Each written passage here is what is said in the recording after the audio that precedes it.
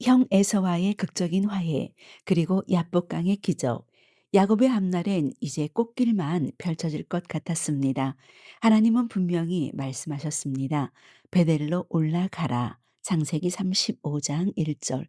하지만 야곱은 비옥하고 화려한 도시 세겜의 유혹에 발을 멈춥니다. 베델의 명령을 외면한 남자. 하나님은 그에게 베델로 돌아가라 하셨습니다. 그러나 평화는 인간에게 자주 경건함을 잊게 만듭니다. 야곱은 약속의 길 대신에 안락한 길을 택했습니다. 믿음의 여정이 머무름으로 바뀔 때 신앙은 언제나 세겜의 유혹에 잡아먹히기 시작합니다. 가나안 중부의 화려한 도시 세겜, 야곱의 딸 디나는 텐트 생활에서 벗어나서 이 도시의 여인들과 그 아름다운 장신구에 매료되어 그 땅의 딸들을 보러 나갔다고 창세기 34장 1절에는 기록하고 있습니다. 그러나 그 작은 호기심은 인류 역사에 남을 피의 비극으로 이어졌습니다. 세겜 왕자의 눈에 디나가 들어왔고 그는 힘으로 그녀를 끌고 가서 욕망을 채웠습니다. 세겜의 모순된 사랑이었죠. 그러나 세겜은 단지 욕망으로만 움직인 자가 아니었습니다. 성경은 그가 디나를 깊이 사랑했고 그녀의 마음을 말로 위로했다고 창세기 34장 3절에 기록하고 있습니다. 그의 사랑은 뒤틀렸고 열정은 폭력으로 변질되었습니다. 그는 정복을 통해 사랑을 얻을 수 있다고 믿었습니다. 욕망과 애정이 뒤섞인 그 왜곡된 사랑이 결국 세겜과 그의 백성을 파멸로 몰고 간 불꽃이었습니다. 야곱의 딸 디나는 두려움과 혼란 속에서 그를 바라보았을지도 모릅니다. 사랑이란 이름으로 자신을 붙잡은 손이 곧 파멸의 칼날이 될 줄은 아무도 몰랐습니다. 딸이 몹쓸 짓을 당했다는 참혹한 소식. 그러나 성경은 이 순간 야곱의 반응을 기괴하게 묘사합니다. 야곱이 그의 아들들이 들에서 돌아오기까지 잠잠하였고 창세기 34장 5절에 기록되어 있습니다. 왜 잠잠했을까요? 거대한 성읍 세겜과의 전쟁이 두려웠던 걸까요? 아니면 이 비극조차 가문의 이익으로 계산하고 있었던 걸까요? 그의 침묵은 가족의 붕괴를 알리는 신호탄이자 아들들이 통제불능의 칼을 뽑게 만든 기폭제가 됩니다. 어떤 학자들은 말합니다. 야곱의 침묵은 단순한 두려움이 아니라 신앙의 균열이 시작된 증거였다고. 야복강의 밤에 그는 하나님과 씨름했지만 세겜의 낮에는 자기 자신과 싸우기를 멈췄습니다. 사람은 신을 이길 수는 있어도 양심의 침묵 앞에서는 언제나 패배합니다. 사건 직후 세겜과 그의 아버지 하몰은 막대한 혼수와 무역권을 제시하며 거래를 제안했습니다. 돈과 권력으로 죄를 덮으려는 비열한 협상이었습니다. 침묵하는 아버지를 대신해서 시므온과 레위는 세겜의 탐욕을 역이용해서 복수를 준비를 합니다. 너희의 모든 남자가 우리처럼 할례를 받아야만 연합하겠다. 창세기 34장 15절의 말씀입니다. 할례는 고대 근동의 풍습이자 신과 인간이 맺는 계약의 표식이었습니다. 남자의 생식기 일부를 잘라내는 피의 의식으로 그 고통과 피는 내 생명은 신의 것이다라는 서약을 의미했습니다. 창세기 17장 10절에서 11절. 이스라엘에게 그것은 하나님께 속한 백성의 표징이고 생명과 후손을 맡긴다는 헌신의 표시였습니다. 그러나 시므온과 레위는 이 거룩한 표징을 복수의 도구로 변질시켜 버렸습니다. 세겜 사람들에게 할례를 요구하며 우리가 서로 하나가 되자라고 속였지만 그 말은 연합의 약속이 아니라 복수의 덫이었습니다. 상처로 몸을 가누지 못하던 제3일째 그들은 칼을 들고 성읍을 급습했습니다. 언약의 피가 복수의 피로 바뀌던 순간 신앙은 신의 이름으로 포장된 인간의 분노가 되었습니다. 그 피는 세겜의 땅만 적신 것이 아니라 이스라엘의 영혼을 물들였습니다. 하나님이 침묵하신 것은 부재가 아니라 인간이 스스로 심판의 자리에 올라선 순간이었기 때문입니다. 그들은 피바다가 된 세겜의 집에서 디나를 데리고 나왔지만 창세기 34장 26절입니다. 성경은 이후 그녀의 삶에 대해 단 한 줄도 기록하지 않았습니다. 복수는 명예를 회복시키지 못했고 그녀를 가문의 트라우마로 묻어버렸습니다. 역사에서 철저히 지워진 생존자, 그것이 디나의 진짜 비극이었습니다.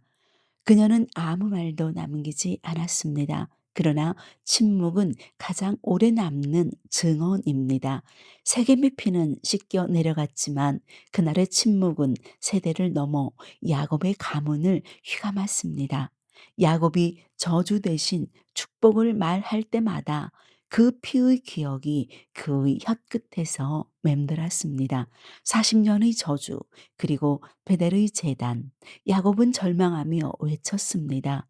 너희가 나로 하여금 이 땅의 주민에게 악취를 내게 하였도다. 창세기 34장 30절입니다. 그리고 명령했습니다. 너희 중에 있는 이방 신상들을 버리고 자신을 정결하게 하라. 창세기 35장 2절. 그는 약탈한 신상과 귀고리를 세겜 근처 상수리 나무 안에 묻어 버립니다. 하나님은 야곱에게 새 이름을 주시기 전에 먼저 그의 죄의 자리에서 떠나게 하셨습니다.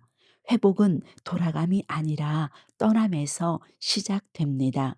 야곱이 베델로 돌아왔을 때 그가 세운 제단은 단순한 돌무더기가 아니라 피로 물든 세겜에서 다시 태어난 하나님의 증거였습니다. 그 흙 속엔 세겜의 피 비린내가 함께 묻혔습니다. 하지만 그 죗값은 결코 흙으로 덮이지는 않았습니다. 40년이 지나 이집트에서 임종을 맞은 야곱은 시므온과 레위에게 저주에 가까운 유언을 남깁니다. 시므온과 레위의 칼은 폭력의 도구로다. 내가 그들을 야곱 중에서 나누며 이스라엘 중에서 흩트리로다. 창세기 49장 5절에서 7절의 말씀입니다. 이 예언은 현실이 됩니다. 시므온 지파는 사라지고 레위 지파는 흩어져 살아야 했습니다. 세겜의 칼부림이 수백 년 뒤 후손의 문명을 결정지었습니다. 세겜의 비극은 인간의 이야기였지만 베델의 새벽은 하나님의 이야기였습니다. 하나님은 야곱을 버리지 않으셨습니다.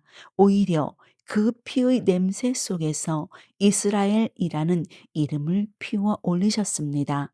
그 이름은 실패 위에 세워진 은혜의 기념비였습니다. 인생의 풍랑 속에서 우리는 자꾸 세겜과 같은 화려함을 택하곤 합니다. 그러나 그 안락함은 영적인 마비와 비극을 불러옵니다. 진짜 평안은 내가 처음 눈물로 신을 만났던 그 자리로 돌아갈 때 시작됩니다. 야곱은 사랑하는 딸을 잃고 아들들의 손에 피를 묻혔으며 아내를 가슴에 묻었지만 베델의 돌베개 앞에 섰을 때 그의 영혼은 그 어느 때보다도 단단했습니다. 여러분이 잊고 지냈던 인생의 베델은 어디입니까? 무엇을 땅에 묻고 또 어디로 돌아가야 합니까? 다음 이야기는 야곱이 아닌 그가 가장 사랑했던 아들 요셉에게로 향하도록 하겠습니다. 해와 달과 별들이 내게 절하더이다. 꿈꾸는 자의 눈부신 채색옷, 그리고 형제들의 시기와 질투가 만든 비극, 꿈꾸는 자의 시련에 대해서 그리고 야곱 가문의 또 다른 미스터리를 함께 따라가 보도록 하겠습니다. 오늘도 함께 해 주셔서 감사합니다. 평안의 시간 되십시오. 샬롬.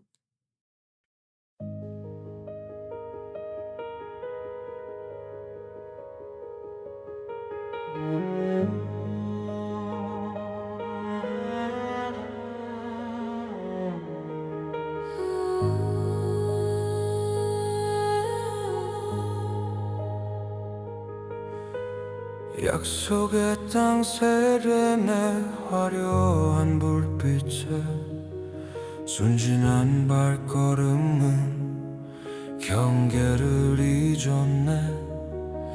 축제의 노래가 비명으로 바뀔 때 아름답던 동화는 빛으로 물드네. 상처 입은 이름 눈물 젖은 디나요. 오라비들의 분노는 독이 되어 흐르고 할례의 성스러운 언약은 칼날이 되어 무고한 생명들을 어둠 속에 가두네. 거짓된 평화가 부른 참혹한 데가 보복의 사슬은 끝없이 엉키고 야곱의 장막엔 두려움의 그림자만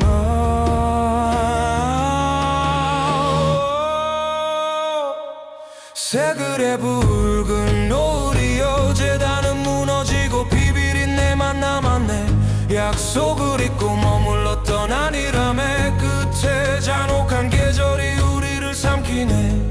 하나님의 얼굴을 잊은 자들의 비극